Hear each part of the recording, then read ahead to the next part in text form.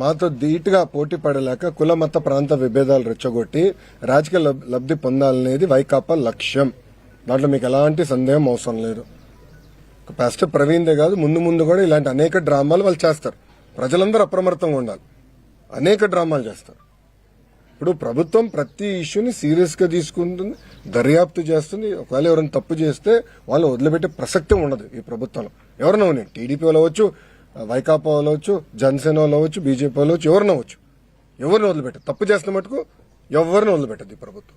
అది చాలా క్లారిటీగా లా అండ్ ఆర్డర్ విషయంలో గౌరవ ముఖ్యమంత్రి గారు చాలా క్లియర్ గా ఉంది. వాళ్ళకి ఇంకా రియాలిటీకి దూరంగా ఉన్నారు. అరే సొంత కార్యకర్తలనే కలవాడండి, వాళ్ళు నాకు లెక్చర్లు బిక్తెట్లారు. వాళ్ళ సొంత కార్యకర్తలు కలిసడానికి టైం లేదండి. అధికారంలో ఉన్నప్పుడు టైం ఉండదు, ప్రతిపక్షంలో ఉన్నప్పుడు ఆయన బిజీ. ఆయన ఎప్పుడు ఆయన సొంత కార్యకర్తలను కలవాడు సార్. ఆయన సొంత నియోజకవర్గం వెళ్తేనే సరే కలవాడు ఆయన. ఇంకా ఆయన మాట్లాడడానికి ఏముంది?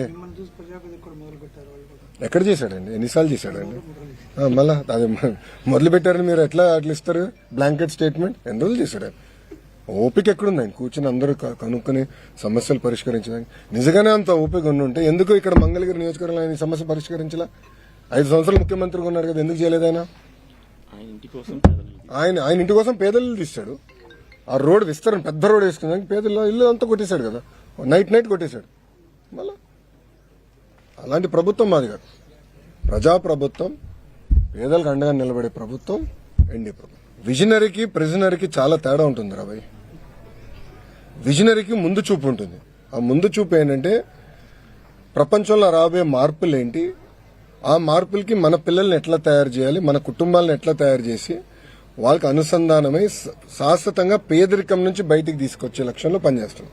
ప్రజలందరూ ఒక విషయం గమనించాలి. 1994లో ఇట్లనే చాలా మంది కంప్యూటర్ అన్నం పెడుతుందా అని ఎగతాళి చేశారండి. ఈరోజు ఐటీ రంగంలో ఎంతమంది పనిచేస్తున్నారు హైదరాబాద్ లో చెప్పండి. ఇప్పుడు హైదరాబాద్ సెంట్రల్ యూనివర్సిటీలో ఒక చిన్న కాదు గొడవ జరుగుతుంది, తెలిసిన విషయం.